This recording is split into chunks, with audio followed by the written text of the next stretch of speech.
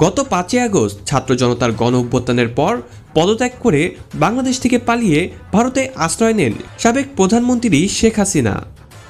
শেখ হাসিনার পদত্যাগের পর থেকে দেশি বিদেশি অনেক গণমাধ্যমের সম্মুখীন হয়েছেন হাসিনা পুত্র সজীব অজের জয়। তবে এবারই প্রথম কোনো মার্কিন গণমাধ্যমকে সাক্ষাৎকার দিলেন জয়, যেখানে তার মায়ের সিদ্ধান্তে কিছু ভুল ছিল বলেও জানান তিনি। টাইম ম্যাগাজিনে দেওয়া সাক্ষাৎকারে জয় বলেছেন, ছাত্র আন্দোলনের সময় তার মায়ের কিছু সিদ্ধান্ত ভুল ছিল।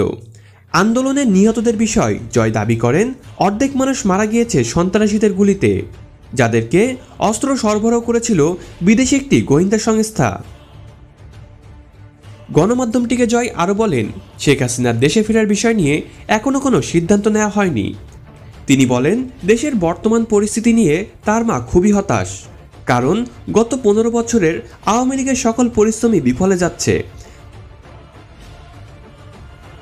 তবে অন্তর্বর্তীকালীন সরকারের উপর আস্থা রাখছেন জয়। তাদের মেয়াদ 1 কিংবা 1.5 বছর যথাযথ হতে পারে বলেও মনে করছেন জয়।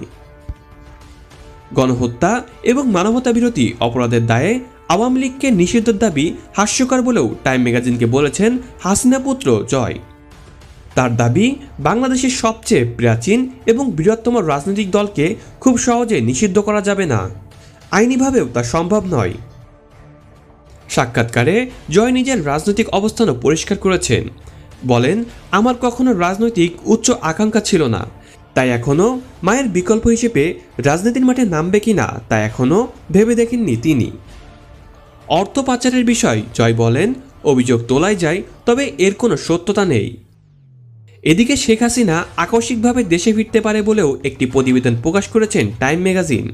এখন দেখার বিষয়, তবে কি খুব দ্রুতই দেশে ফিরবেন শেখ হাসিনা?